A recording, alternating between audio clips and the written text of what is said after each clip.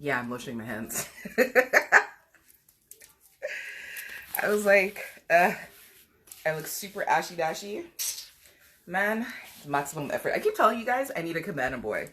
I need somebody to come and like oil up my skin and grease up my skin for me and make sure that I'm set properly. Because I like do the face, the hair, you know, I dress and all that kind of stuff. But okay, so I gotta get close to the camera for a minute. Mr. Chef Trinidad, wapum, greetings.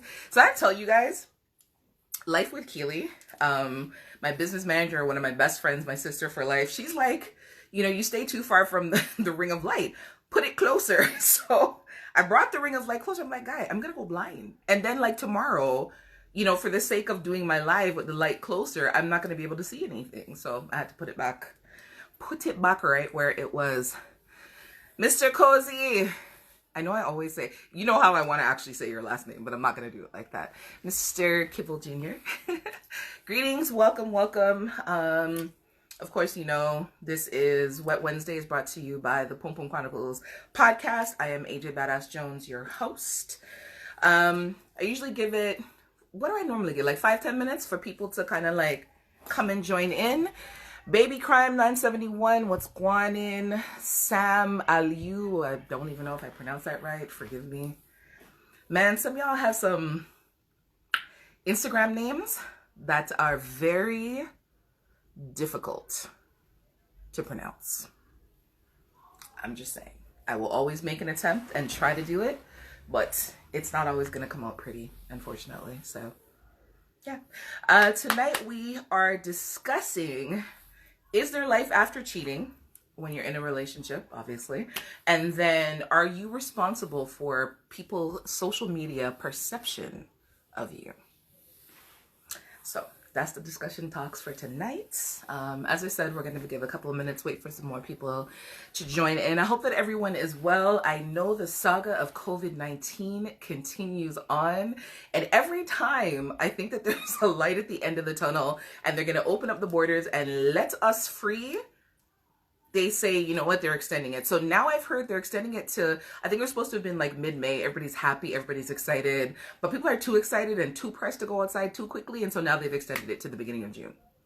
So, Mobetta, what's going on? Welcome. I know, so I'm currently home in Toronto, which is in Canada, for those of you who don't know. And, yeah, they've canceled the summer entirely. So, we have a thing here. It's like an amusement park. I don't even really quite know what to call it, but there's like a lot of activity, social activity that happens, and they've just canceled. It's called the CNE. So they've canceled the CNE. They've canceled Caravana. And I don't know if any of you know the event pod, what's going on? Sorry. So they've canceled Caravana. And I don't know how many of you know what Caravana is, but Caravana is like our carnival. You know, and I think like most cities have some type of carnival. Like for sure across the Caribbean, they have carnival. So the only country I think that had carnival on time was Trinidad, because Trinidad's carnival is in February, if I'm not mistaken. But carnival worldwide, like everywhere else, has been canceled. And when I tell you Caravana here isn't until, it's usually either the end of July, like whenever our civic holiday is, it's usually at the end of July or at the beginning of August. That's how far ahead they have thought. Because I think we have something like close to over 1 million people attend Caravana. So much so that people book their hotels for Caravana when they're leaving Caravana in that year for the following year, just because it's so heavily populated, and trying to get a hotel Caravana weekend, even as far out as like a 30-minute drive, is near fucking impossible. They've canceled Caravana. So you know this bitch is serious. Like, they're taking no risks, no chances. You would almost think that by the time Caravana would happen, when like it's hot, summer is in full effect, that, you know, this thing would have died down, but they're not taking no chances with nobody. Your salt that CNE and Caravana are canceled, I know, but you know what they're thinking. It's just like they don't want to risk it. You know what I mean? Especially because we have people from like all boats. We have people from Europe. We have people from Asia. We have people from India. We have people from Australia. Like when I tell you, we have people from all parts of the world that come to Canada, that come to Toronto at Caravana. More than 1 million people come every year for Caravana. They're not trying to take that kind of chance. You would hope that by the time it rolls around that this thing would have settled down or, you know, kind of just died. But they're not trying to take that chance. Anyhow, outside of all of that, I hope that everyone is staying safe. I hope that you are well. I hope that if you've had any family members, any friends, any loved ones, anyone that you care about who has, you know, experienced COVID-19 in any way, shape, or form, I hope that they have recovered, and that your loved ones are safe. So we're just here chilling, waiting for a couple more people to join in, and then we are going to start the discussion. We are going to talk about who is responsible for a person's perception of your social media personality. That one is a serious one for me because, you know, and then we are going to talk about, is there life after cheating? Major Pain 76, greetings and good evening. Bishop 3, what's going on? Lord Jazz 9, welcome, welcome, welcome. Nice to see everyone. So we'll just go ahead and get started. So the reason that I had wanted to discuss, you know, so the question is, who are you responsible for someone's social perception of your, so like, are you responsible for someone's perception of you through social media? And the event pod, anything that I've learned about myself during quarantine, fallback, chase and check. What's going on, honey? How are you? What have I learned about myself during quarantine? Honestly, nothing new. I'm not a person who really buys into fear, and I'm not a panic driven person.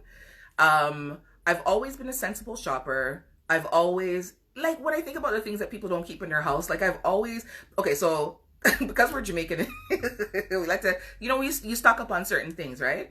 So, did I gain a little bit of weight? Yeah, I got chunky. But you know what? It's quarantine chunk. That's all right. I like it. So prior to this, I don't know who that is. Okay, so prior to this, you know, if like toilet paper was on sale, I buy toilet paper and like stock up because it's just what you do, right? So, or like, I always have Lysol wipes in the house. I always have Lysol spray in the house. I always have bleach cleaner in the house. Keep bleach cleaner in the kitchen. It's just one of those things that is just normal. You know what I mean? So when people started going crazy and buying up all these things and overstocking and what have you, I was just like, I didn't understand, you know, I always keep like extra meat in the freezer, like sort of like the chest freezer, not just the fridge freezer and all them things, right?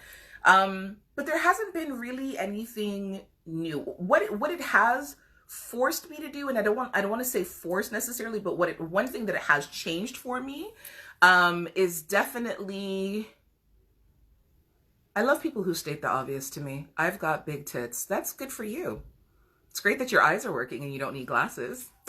Yay.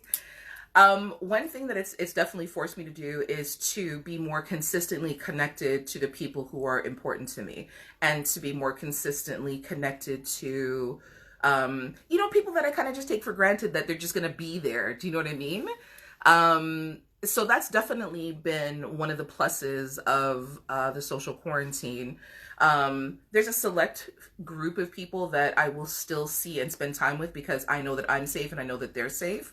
There's a select group of people that my young people will spend time with and who I will allow to come into our space because I know that I'm safe and I know that they're safe as well. But for me, honestly, the quarantine hasn't been stressful. Like, it hasn't made me feel like I'm going crazy. It hasn't made me feel like I'm going haywire. You know, I don't worry about, like, you know, I do my own hair, so I don't have to worry about that. I'm gonna have to buy clothes because I have clothes that I should be giving away instead of purchasing more.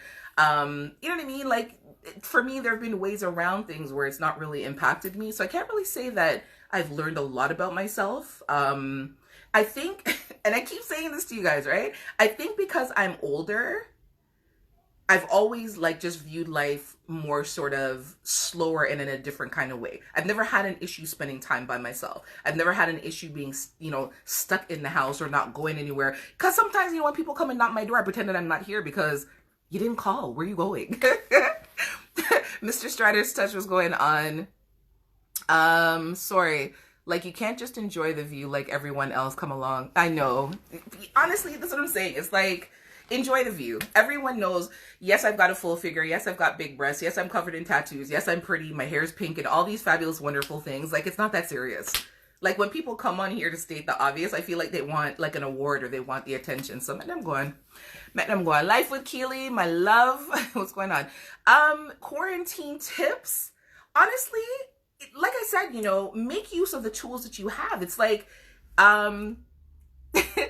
you know, I make use of FaceTime more and video chatting more. I definitely make use of, you know, texting and sending messages more. I make use of my time to be more productive and more creative in terms of like my endeavors and my entrepreneurial businesses and stuff like that, because like I own a physical business, but obviously, you know, small businesses are suffering right now. And so I've been using that time to do other creative things and figure out other ways that I can supplement my income.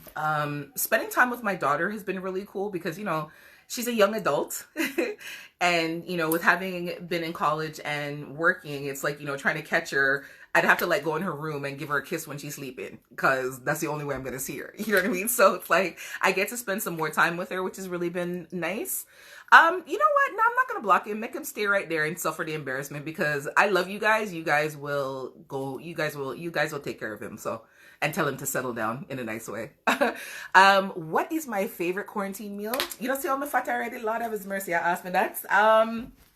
What's been, honestly, I don't have one because I'm not eating more snacks than normal. I'm not eating more food than normal. You know what? Okay, so I will tell you, I've been really bad because pop, I don't know where, depending on where you are, you say pop or soda.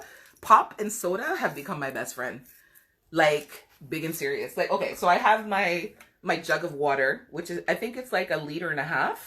And you see that it's still there, right? This is from this morning that half the bottle of water is still there. Sorry, in English, half the bottle of water is still there from this morning. Like it's bad. But I've had, I've had 2 ginger ales. I've had, I don't know if you guys know what chubby drinks. They're West Indian, little West Indian sodas. So I've had 2 ginger ale. I've had 2 chubby, and some juice. So that probably is contributing, Mr. Chase Fallback. I want to say your name, but I don't want to, you know what I mean? But that has contributed to the, you know, the fullness. But honestly, I don't mind. Shit, I say whenever quarantine opens, whatever summer body I have to give Uno is the body that you're going to get. Whatever voluptuousness is going on, that's what you're going to get. That's what you're going to get. But I've never really been big on like bread. I've never really been big on like rice and stuff like that. So I'm still not, you know, eating those kind of things just because they're there. But, Strider. I had to give it to you in English because sometimes I don't know. Like when I go off left and I throw something in there in patois, I don't know if everybody understands. So, Waves GH4. How about you stand up and you let everybody see your ass? Call in, request a video chat with me, and you turn around and show everybody your ass. How about that? Anyhow, oh, and pizza. So I lied. Not pizza, even panzerottis. Which I think if you're in America, I don't know if they have panzerotti. So panzerotti is kind of like calzone, but the dough's not as heavy. It's a little bit thinner, but it's shaped kind of like a calzone, and then they fry it. Okay, so if I had to say that I have a quarantine food, God no. Panzerotti with pepperoni and extra mushroom, chili flakes, and crushed garlic. Listen to me. Right now, if you're trying to get married to me, that's all you have to talk to me about. Like, it's that sounds really cheap and really terrible. But yeah, if you're trying to love me and be in a relationship with me right now, and you come with 2 panzerottis and like some extra dipping sauce, I like the marinara sauce. If you come with some extra dipping sauce and like 2 ginger ale, we can, you know, something might go on for you. I'm just joking. No, but seriously though, it's been, yeah, I would say that's been my one vice food through quarantine. I have to be mindful of it because I think like last month I probably had panzerotti maybe like 4 times, which for me is terrible, right? Like that's just way too much. But then I think about like, you know, other than the fact that it's deep fried, it's really not that bad in the greater scheme of things. Like, it could be McDonald's, right? Like, it could be something much worse, but yeah, you know. Really, where do I live? Just joking.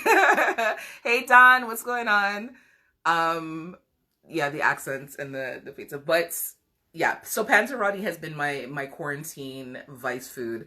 But you know what? Like, I like cooking and I like real food. So like, yesterday was my daughter's birthday and we had Chinese, and my eyes are always bigger than my stomach, and I always take ambition to eat a lot of things. Also, I'll put it in perspective for you. If I go to Subway and I get a foot-long sub, I am only ever able to eat half, and you would think that I would buy like a half sub, but no, because every time I feel like I can do it and I can manage, I go and I take up ambition and I go and I buy a foot-long sub and never finish it. So what I end up doing ultimately is always taking it home. Always. So yes, like I said, yesterday was her birthday. We got Chinese. I didn't finish it, so earlier this morning I heated that up, but then I made like spicy shrimp to go with it, and still didn't finish my food. You know what I mean? So like, I like real food. I prefer that over junk food. Sometimes I'll do junk, but like I said, my go-to would be panzerotti or pizza. That's it. What's your Netflix list? I done run out of shows. Oh God, you guys are hitting me with some stuff. Okay, so we'll get to the topics after. My Netflix shows, I am a serial watcher. And what that means is like, there'll be like one movie or one series that I like, and then I'll just watch that repeatedly. So on my list, Snatch by Guy Ritchie, the recent movie with the Hemsley brother, I can't remember, I don't know if it's Chris or Liam. I think it's Chris Hemsworth. Extraction, hey VJ. Extraction. There's a series called Vampire that I like. There's a series called Russian Dolls that I like. There's a series, I think it's called Bad Moms. That's a really great series as well. If it's Cold Case or any of them serial killer files or them murder shows, it doesn't matter which one. Any of them murder shows or those shows are at the top of my list. Yeah, I know how to bury a body and get away with it and still look this cute, and nobody ever suspected it's me. Your quarantine skin glow. Listen to me, don't be fooled. They are the good lights. It's the good light and the highlights. BJ, we got tricks and tips. We're women, you know what I mean? We always look like we're glowing because it depends on what you dust on your skin. What is my skin regimen? Okay. The product that I use, because, okay, so it's really weird. At my age, in the decades that I'm in, I didn't start breaking out until I turned 30. And then every year after that, it's just that my skin went crazy. So it's like I'm living my teenage years now in terms of my skin. And in 2017, I had like a really bad breakout and my face was just absolutely crazy because I was trying all these great products that were on the market, and charcoal this and charcoal that, and shea butter this and hemp this and whatever. And my skin was like, bitch, no, we've had enough. So there's a Neutrogena product. I'm always glowing. Stop lying. We know you have skin that... Come on, man. Just don't watch that. Okay, so there's a Neutrogena product that I use that has hyaluronic acid in it. So it doesn't lather. It just kind of sits on your skin like lotion, and I use like a hot rag and wipe until it's all gone. Life with Keely. Keely's got great skin. And her skin regimen, she has an oil that she uses on her face, but prior to that, she just, like, she wipes down her face with a clean cloth until like it's all gone. So that's one of the things I've learned from her. Then I use a little bit of witch hazel to just kind of tone my skin, and then I use a facial moisturizer that also has hyaluronic acid to help kind of control my acne. And then there is an additional moisturizer, like a tiny amount of it, that I use that has natural shea butter, and that's pretty much it. And that's what I do. And so yeah, I don't really have like scars. I have a scar on my knee from Catechus because, you know, she's crazy and she jumped one day and scratched me. But outside of that, I don't have scars. And if I've had scars, even like the lotions that I use minimize the scars. It's one of the reasons why my tattoos sit really nicely as well. So there's a person that keeps requesting to go live with me. Made in JA, what's going on, darling? Nice to see you. There's a person that has requested to join live, but I'm not sure if it's a man or a woman. I'm gonna assume that it's a guy. Mel Chesdeck official, something like that. We're just gonna leave that alone. We're gonna leave that alone. Anyhow, so we were set to talk about are you responsible for other people's perception of you through social media? And I wanted to have this conversation with everybody. I'm gonna sit back for a second. So those of you, my breasts are gonna bounce. Don't get excited. Oh my God. So someone asked how old I am. You know, I really want to answer this question. I will say, man, you know, okay, so it's not because of embarrassment. I will say that first and foremost. Don puts a side eye. I know this is a question that probably a lot of people have wanted to ask and a lot of people have pondered, because I know definitively that I don't look my age.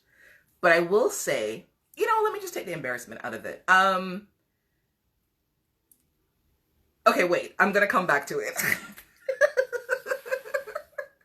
Because I don't know, it's interesting because there are people who are on my feed who know exactly how old I am, and then there are people who don't really. And usually, like, on my birthday, I'll put up that I am such and such an age and what have you. But I'll come back to the question. And nope, because everyone is going to have a different opinion of you, even if you're saying the same thing and doing the same thing.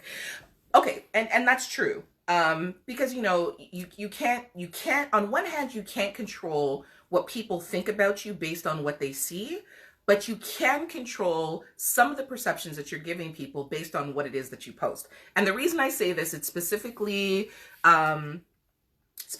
about people who post things about relationships that they may or may not be in, to give people the impression that they may or may not be in a particular type of relationship. So a couple of years ago, I had a conversation with someone, and the gist of the conversation was basically that there were individuals that were upset because they thought that they were in something with this person, because this person would, like, post pictures of them. And, you know, this person never posted pictures of any other woman or anything like that. And so, you know, when questions started flying about, like, oh, why are you posting her? Oh, is that your woman? You know, and even she felt like, okay, you know, she's in a position of power because this person is posting her. When I asked about it, you know, like, so are you guys dating? The person's response was like, no. So I'm like, okay, so then why are you, like, bigging her up and boasting her up like that to make her think that something more is going? And his response was, well, I can't be responsible for what people perceive from social media. And am I married? No, I am not married. Big star, what's going on? And so my issue with that was, like, you know, you have people who, like myself, are intentional provocateurs, right? And being an intentional provocateur, it means that, like, I post sexy pictures. I post pictures that may make you think. I'll post pictures where I'm laying in my bed, where under the covers, you don't know if I'm dressed or not, but you can see, like, up here is bare and you can see, like, my leg. You know what I mean? And so it's left to your imagination to decide what is going on under the covers or is not going on under the covers, right? I'm an intentional provocateur. And I take responsibility for that, right? But then there's another side to that, because then I have people like, you know, this gentleman that come on my live and be like, oh, I want to see your tits. Oh, turn around and twerk for me. Oh, can I see your ass? Or people who want to join my live and then they want to pull out their dick because, you know, there's some sort of excitement for them in that. And I get it, you know, and sometimes I cuss and I while out because I think it's just absolutely crazy that someone wants to show their penis on my live, knowing that it's not just me seeing it. Just weird. And then I have to also deal with, like, the barrage of dick pics that come in my DM and all the requests and all that kind of stuff when I get off my live because of people's perception of me. Am I a highly sexual person? Absolutely. Is sex important to me? Absolutely. Can I talk about sex all day long? Absolutely. But does that mean that I want to talk to everybody that jumps into my DM about sex? Fuck no. Absolutely not. You know what I mean? And the thing is, it's like, if you have a reasonable and a rational question to ask me in regards to sex because it's something that may help you or you value my opinion or something like that, I can get with that. But, trying to have a conversation with me about sex after I come off my live and whatever, that kind of thing. But again, I have to embrace the fact that the perception that people have of me is that it's sex all day, every day, and nothing else. Life with Keely. That's because they don't have any manners or orthodoxy. Zook, something or other, Kasem, something or other. I am well, thank you. How are you? Dora Wright Coleman. Dora Coleman. Waves GH4. Yeah, you can call me on here. You can call me right now. Can you get my phone number to call me? Absolutely not. Those are the crickets. That's the silence. The silence is the crickets. Yeah. That's crazy though. People are gross. People cross the line with strangers. They do. But I also say that social media has made people brave. Social media has given people confidence that they would not have in real life. That's the difference, right? It's like everybody can hide behind a screen, and behind the screen, you can be whoever you want. You know what I mean? You have people who put up pages where they look like, they're the supermodel of the year. And behind that page is a 400-pound man, eating waffles and drinking a gallon of syrup sitting in his easy chair. Who's going to know the difference? Oh my goodness me. I don't know who the gentleman is that is putting all those emojis, but wow, thanks. Waves, you don't stand a chance. Don't embarrass yourself, please. Oh my goodness. This is why I tell you guys, sometimes I don't even have to cuss because my followers and people who love and support me will come for you. And again, join the discussion if you want to join the discussion, but don't embarrass yourself. I don't know what you want me to tell you. Oops. Oh, the green? Thank you. Sorry. I had to hold them because you're going to bounce if I sat back. And what's really strange? Sorry, we digress. Green is not one of my favorite colors, but seasonally, because I'm born in November, it's supposed to be one of my colors, but, anyhow. But yeah, so I think that there is a balance between... Okay, that was just weird. There was a call that came in, but I don't know where the call came from. Oh, you know what it is? So somebody decided to call me on my call-in line, and I just rejected the call, which is a little bit weird. Listen to me. Let me be very clear. If you don't have anything useful or sensible to talk to me about, don't call. Because I will cuss you, and I will embarrass you, and then it's just going to become a whole ugly discussion. Don't do it. You know what I mean? If you don't have anything useful to talk to me about, anything that you want to ask me here. Don't call me to ask me anything, because we're not friends. It's a business line. It's not a friendship line. It's not a friendship hotline. Oh my goodness. I look great in the green. Thanks. I appreciate it. You guys are throwing me off the whole conversation platform of what we're talking about. So to some degree or other, yes, you are responsible for your perception. So Dawn's boudoir, I'm going to use Dawn as an example, right? People assume to some degree or other that Dawn is a woman because there are women in boudoir shoots that are posted on his page, and so it's like, actually, maybe that's not a good analogy. That's probably not a good analogy. Okay, people who post, okay, so there's a page that I follow, and he posts religious memes all day, every day. That's the only thing that he posts. And based on his personality, it struck me as kind of odd. And so because we have a good rapport, I messaged him one day because I didn't want to assume. And I asked him, are you, highly religious? And he said, no. Why? And I said, because the memes that you post are only about religion. They're all Bible verses of some kind or other. And it just seemed like an odd fit, not to be disrespectful or whatever. Right. Waves GH, you like my hair. Thank you. Appreciate it. But he said to his response or his answer to me was that the reason that he posts, religious quotes and things that are inspirational is because he wants his page to be inspirational, if nothing else. And, I had to respect that response. But then there are other people that, I know who have posted a picture, like a series of pictures of one woman and calls the woman, oh, my queen, she's the one, or they'll play music behind her picture or whatever. And then when I say, so like, are you guys dating now? Like, what's going on? Not because I want to be with this person, but just because I know that this person keeps up with fuckery all the time. And he's like, no, you know what I mean? I just posted her. And I said, but you're giving the impression that, things are happening between the two of you, or you're giving the impression that you guys are together in some way. You're going to give her that impression as well. And again, his response was like, I can't be responsible for what her impression is or what she thinks or feels until I have a conversation with her. You know what I mean? I'm just posting pictures of her because, I like the way that she looks or whatever.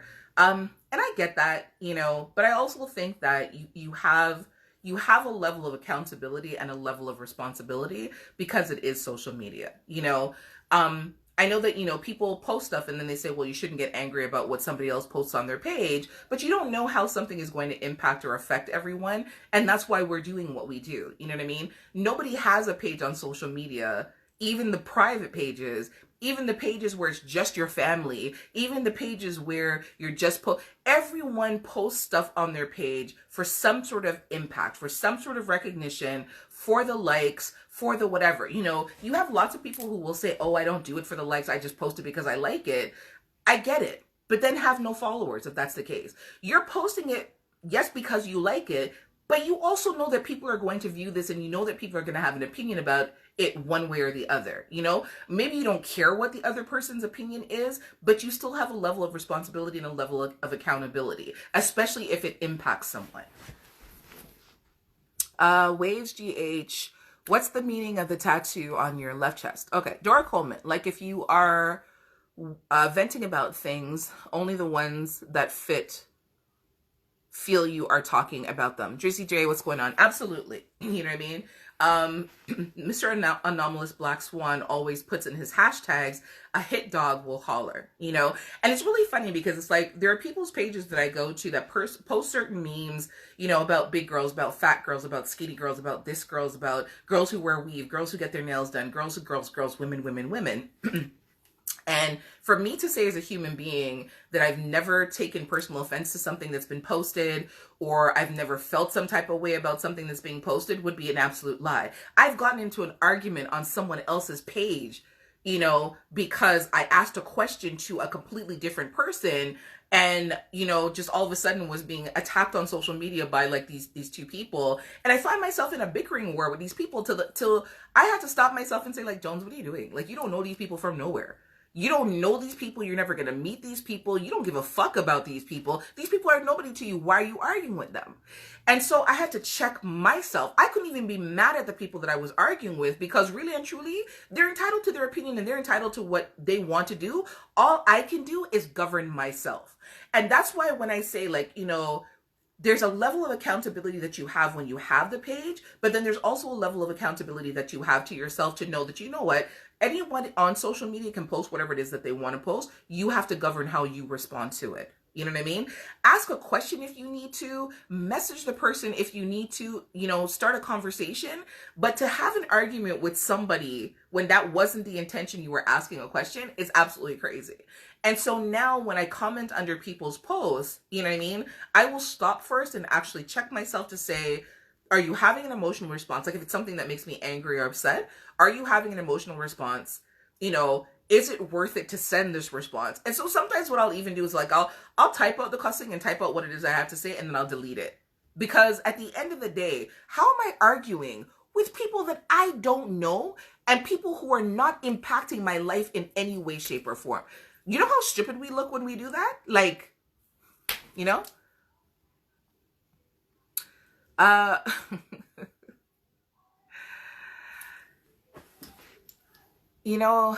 don't know if you're looking for attention, sir, but I don't have any attention to give you. So I'm not going to be rude. To everyone that just joined in the live, greetings, welcome. Anyhow, so that is my rant about being socially responsible on social media and, people's perception and the level of responsibility. Then the other thing that I wanted to talk about is cheating. And is there life? Can there be life in a relationship after one person has cheated? And the reason I am tackling this particular topic is because someone has asked me a question recently that they think that their person is cheating on them. They're not entirely sure. It's just a feeling that they have. And they're not sure how to proceed. They're not sure if that's something that would be forgivable for them. So, of course, the starting point is, how do you know they're cheating, and or what is it that's making you feel like they're cheating on you? So they said, like, it's just a person's actions, the person's movements, things that they used to do together before they don't really do. When the person comes home, more times they'll go directly, like, to take a shower instead of kind of like stopping, or they'll stop and give like a brief kiss. But normally they would kind of like stop and chit chat for a little bit before they went to go take a shower. So those kind of things are raising red flags. Dora Coleman, I have taken a person back after cheating, but the truth is it's hard to get back. And you're absolutely right. Planet 85, Peter Love, what's going on? I know from personal experience as well that, trying to mend trust after the person that you love has cheated on you is exceedingly difficult to do. The first thing that I would say, for this person's situation is there's a conversation that needs to be had. Sitting in your head, thinking about it, sitting in your head, debating whether or not they're cheating, sitting in your head, creating scenarios of the what ifs is going to send you mad. Have a conversation. You may not get the answer that you're looking for. The person may say, no, I'm not. I watched a video recently where a man had cheated on his wife, went home, and had stayed out all night. He went home, he had lipstick on his face, but he hadn't checked his face in the mirror before he went home. And so he comes in and he's like, oh baby, I'm sorry, I was at work really late, I stayed up all night working and came home. And she's looking at him because she can see the lipstick on his face that he can't see. And when I tell you this man lied, she didn't say nothing to him. She went and got her gun. It's a video, right? She went and got her gun and pointed her gun at him. And even then, the man continued to lie. I would never, how could I possibly lie to you? You have a gun to my head. I would never lie to you. And even when she showed him the lipstick on his face, he still said, baby, my face is having a reaction to stress, or some foolishness like that. So, I think that it's still worth it to Dora Coleman, taking a person back after they have cheated would always question you if they will do the same. They'll always question if you'll do the same. Anyway, so back to the story. So I'm going to come back to that in a minute. So have the conversation. You may not get the answer that you're looking for, but at least if you have the conversation and you say it out loud, the person is aware of what you're thinking. So if they are doing something, they know that it's on your radar. That's the first thing. But so the meat of the conversation, if you do actually find out, excuse my hairy armpits, that's a quarantine thing. I'm not shaving my armpits. They're not super hairy, but we're not going to watch that. But if it does come to light that the person is cheating, you honestly, you're going to go through a gamut of emotions. And I know this because I've been through this. I've lived through this as well. Dora Coleman is saying, recovering from cheating is possible, but it's hard as fuck, because it's like starting from ground zero, right? Trust has been broken, and the most important component of a relationship, which is trust outside of love, right?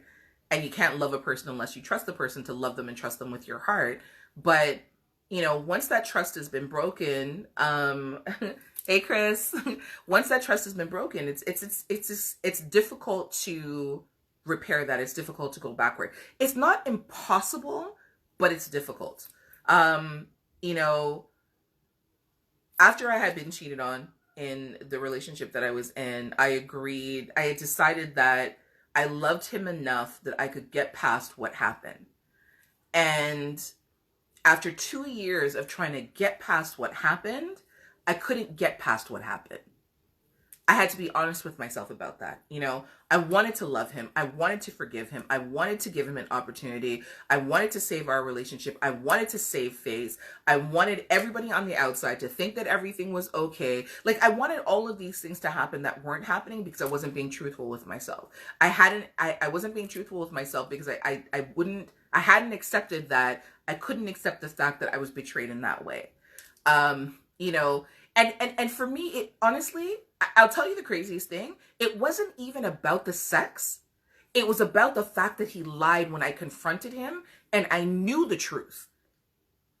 Because I confronted the woman and we could great. I'll tell the story another time, but we confronted him and he lied about her in front of me to my face and lied about her. So it's like, it let me know that he didn't give a fuck about her in any way, shape, or form. He didn't care about her. But he lied to me while she was standing there, you know, and there was no remorse. There was no remorse. There was no regret. You know, there wasn't any kind of real apology. It turned into a guilt trip against me and something that I hadn't done to fulfill his needs, or something that I hadn't done to take care of him, or something that I hadn't done, something that I hadn't done, something that I hadn't done.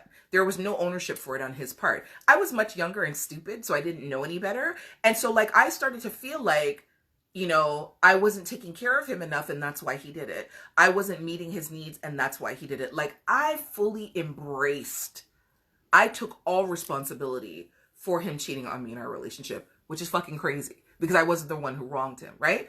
But when you're young and you're dumb and you haven't had a lot of life experience, and there really isn't anyone that you can talk to or bounce those things off of, you say to yourself as a woman, you know, okay, well, maybe I didn't give him enough of what he needed. So now I need to, you know, I need to make things better between us, because if I do, then he'll stay. If I do the things that it's utter bullshit. It's utter bullshit. Someone's cheating on you has nothing to do with you and everything to do with them. The part that has everything to do with you is the decision that you make, whether you're going to stay or whether you're going to leave. Dora Coleman. Trouble said hi. Oh, he got a tooth pulled today? Oh, I'm sorry. Hopefully he feels better. Hopefully they gave him some good drugs. Dora Coleman, yes. The guilty person start to play the victim. Absolutely. Mass May, what's going on, honey? Midway Monster, Mr. Anomalous Black Swan, greetings.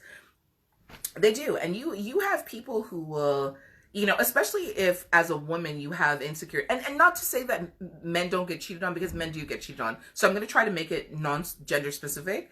But especially if the person that gets cheated on, if they have insecurities of any kind, if they have any reservations about if they have any sort of insecurities, it's easy enough for the person who cheated on you to play on those insecurities and make you feel like it's your fault that they cheated on you. Which again is absolutely fucking crazy, but I will tell you it's a real thing and it happens. Like I'm speaking from personal experience, you know, having been cheated on when I was in my early 20s and thinking to myself, okay, well, it must have been something that I didn't do. Not that he's in the wrong. It must have been something that I didn't do to make him want to be with somebody else, you know? And too many times the person who actually is the victim no longer is the victim because the other person manipulates you into thinking that it's your fault that they stepped outside of the relationship. Again, don't let nobody take you for idiots. Don't make anybody make you feel like you are stupid or dumb or you don't know what's going on. That is not your burden to bear. When somebody cheats on you, that is not your burden to bear. Because even if you're in a relationship with someone who isn't meeting your needs, who isn't taking care of you, who isn't having sex with you, who isn't cleaning the house, who isn't cooking, who isn't doing any of those things, they can leave. They can leave. People feel like, okay, well, I can cheat and then I can say sorry. It shouldn't work that way. You know, ultimately, if you are in a relationship that you are miserable in, saying that, oh, well, it's better to stay with the devil that I already know. It's better to just stay because, you know, starting all over again is going to be so much headache. Oh, how do I know the next person isn't going to cheat on me? Man, you could walk outside and get hit by a fucking bus tomorrow. How do you know anything? There's nothing in life that is certain and there's nothing in life that is guaranteed. But the things that are certain is that you can take responsibility and ownership for how long you stay in a shitty situation. You know, saying, oh, well, you know, it could happen with the next person. There's anything that could happen with the next person. But you know what? The relationship that you get in with the next person could almost also be the most beautiful relationship that you've ever experienced. How would you know, right? You can't say, okay, well, I'm just going to stay because it could be worse. Then you don't have the right to complain. You know, that's the first part. And then the second part for me is if you decide that you're going to stay in a relationship where the person has cheated on you, and you've decided to stay in a relationship where you decided that you're going to forgive that person for cheating on you, then forgive the person. Don't use it as ammunition for every time you guys have an argument. Don't use it as ammunition to break the other person down. Don't use it as ammunition, you know, to guilt them into whatever. If you say that you're going to stay and you say that you forgive the person, work on actively forgiving that person. Don't say that you're going to stay so that you can use it as a stick to beat the person over the head with every single time, especially if they're trying. Especially if they know that they fucked up and they said, you know what, baby, let's go to counseling. Baby, let's go to therapy. I'm going to go to therapy. I'm going to make a better effort. I'm always going to let you know where I am. I'm always going to let you know who I'm with. If you want to come somewhere where I'm going, you are more than welcome to come. I'm going to make the effort. I'm going to do right by you. You know what I mean? And then say they're at the office one day and you call at a particular time and they don't answer the phone because they're in a meeting. And now all of a sudden you've gone off the rails. Oh, you motherfucker, I know that you're cheating. I know that you're out with some skanky bitch. Da, da, da, da. And he says to you, I was in a board meeting. I couldn't answer my phone. You know, because in your mind and in your heart, you haven't really forgiven it and you haven't let go. If you decide to stay with somebody who has cheated on you, then you have to actively forgive that person. You can't just speak the words out of your mouth. You have to actively forgive that person.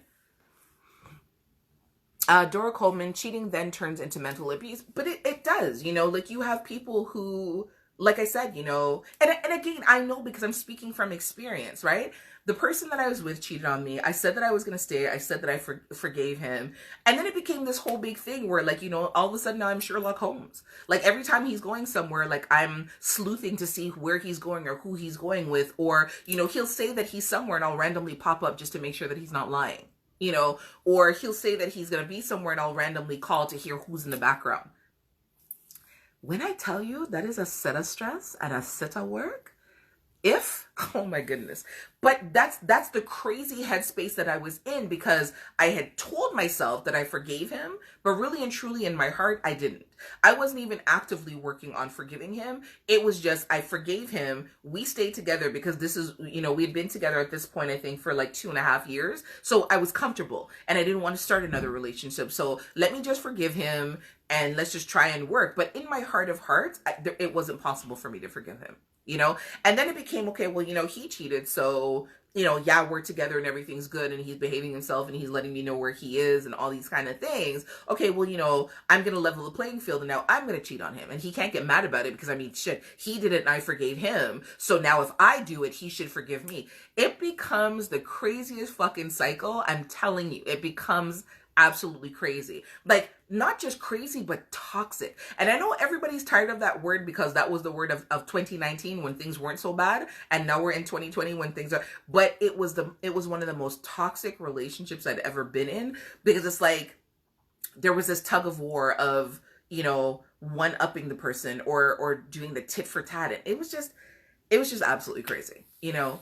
But again, if you're gonna stay in a relationship where, even if it's not cheating, if you're going to stay in a relationship where you're not happy for whatever the reasons are, and you're not proactively trying to be happy, you're not proactively having conversation with the person that you're not happy with, and you're not making an effort for the situation to be better, you're just kind of sitting and moaning and complaining about it from day to day, you can't really wrong anybody for that, you know? Everyone has a choice. And I am by no means suggesting that people leave their relationships if they're unhappy. What I'm saying is that if there's a level of unhappiness there, you have the ability to fix it. You have the ability to proactively work on making it better so that you're not unhappy. I don't know if these comments are going up. Yeah. Anyhow, that is my rant for the evening. We're kind of winding down and things are kind of slowing down. But yeah, it's not going to be a long night tonight. But as always, what time is it even?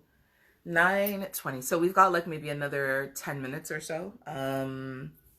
So someone had asked earlier, I feel like it's a safe question to answer now because I'm pretty sure most people are gone. But then I don't know if I want to traumatize you guys and tell you how old I am, because in some of the people out there who thought that, but you know, sorry, I'm talking this through because I'm walking it through my head. If I say how old I am, Will that be a deterrent for people? Do I care if it's a deterrent for people? Will people be shocked? Will people think of it as being a challenge and all these other things? I always say most of the people that I know, and granted, these are people who are in their late 20s and early to mid 30s. Most of the people that I know, most of my friends even, I am at least 8 to 15 years older than most everybody that I know. In some small cases, Lizag143, add you for what? Planet 85, you're telling me? Don's like, don't do it. I know, I don't want to traumatize people. I'll just say, when I say that I'm an old lady, I really and truly am. Just based on the number of my age alone, I am. One of my friends today, interestingly enough, I told her that, like, I could be your mom. Like, I'm an old lady. And I don't say that because I feel like I'm an old lady. By my age, I am an old lady. Let's see. Who is requesting? Lizag, what are you and who are you? Lizag, you know what? I'm gonna add you. Hold on a second here. Roxanne Priscilla, you are. Roxanne Priscilla, are you a lady? Are you a man lady? Are you a man pretending to be a lady? Okay, there we go. This ought to be interesting. I don't know, I accepted her live, but go live. Oh, she's unable to join. Okay. And then I don't even know how I'm really bad with this. Oh, Mr. Thomas SC, I am really and truly. I have yet to meet anyone that can guess my age. Like, it just never happens. Because I realize that I look considerably younger than I actually am. And it's funny because I think that the way that I speak, my vocabulary lets people know that I'm not like a super duper young girl. Oh, I wanted to show you guys. That's weird.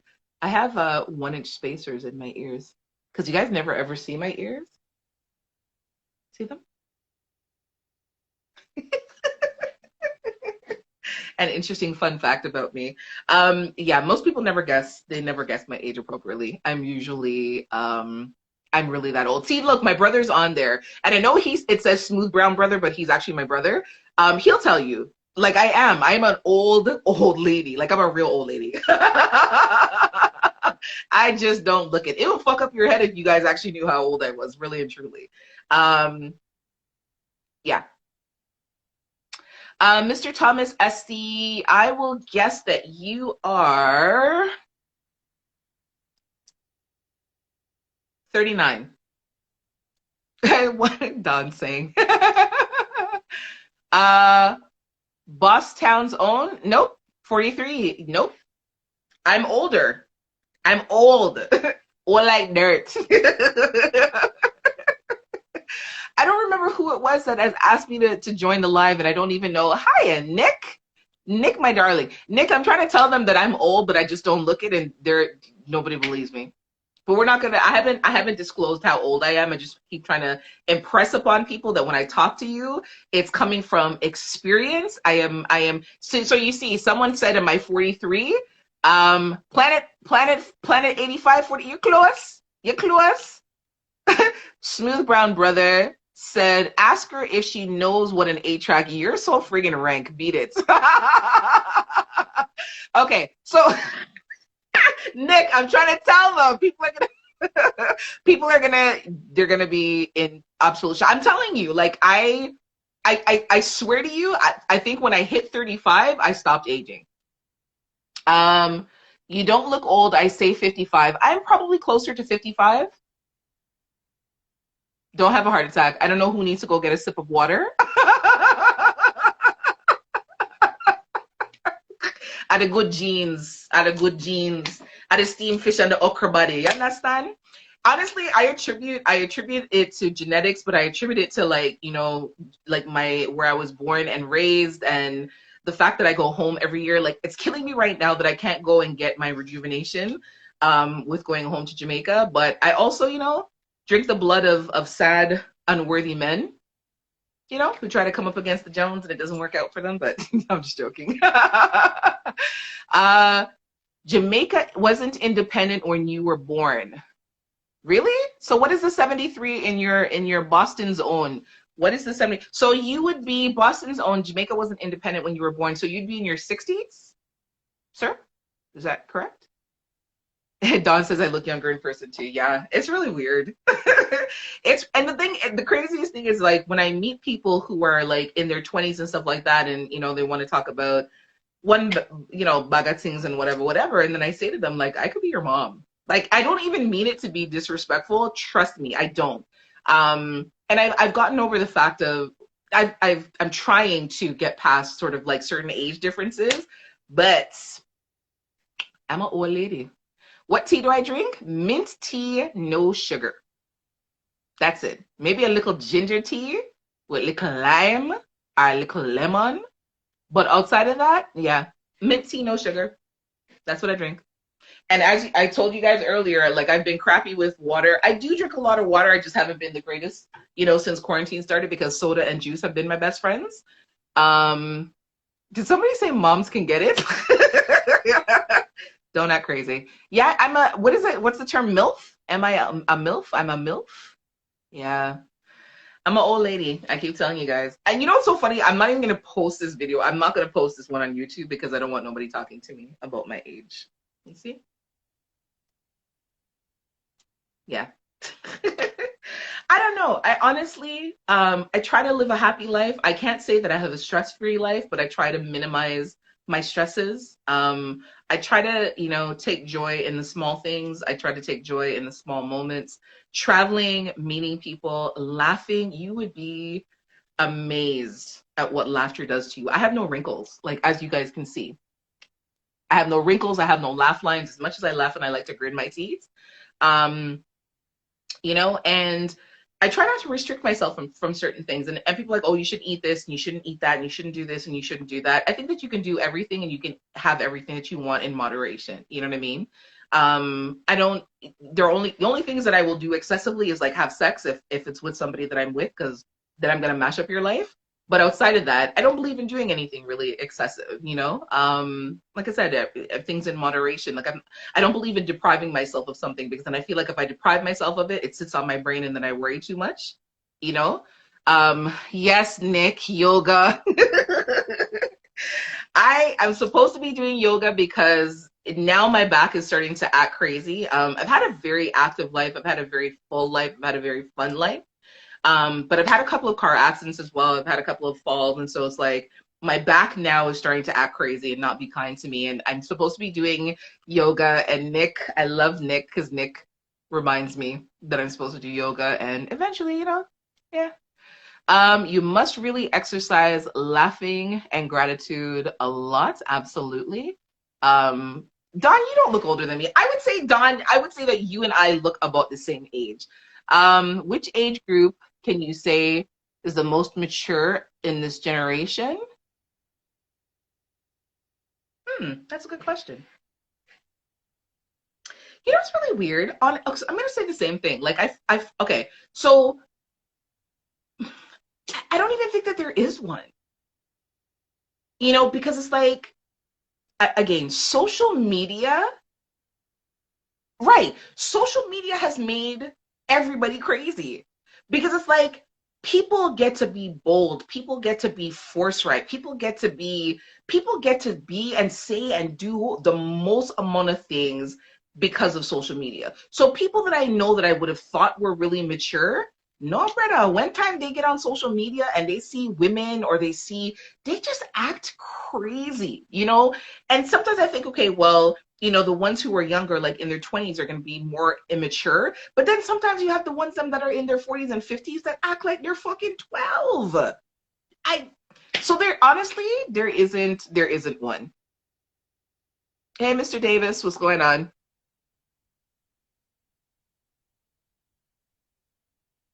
Yeah, so social media has its ups and downs. It definitely has its goods and its bads. But it's not even just social media, it's the people. It's the people. Really and truly, it's the people. Social media gives a lot of people strength. A lot of people, it gives them strength. Like I said, you have people who wouldn't be this bold in real life that are bold, bold, bold. Okay, so there are 22 seconds remaining. I don't know if I should come back and continue to talk to you guys. That seems to have been the norm in the last couple of weeks. So let me know quickly. We're gonna log off.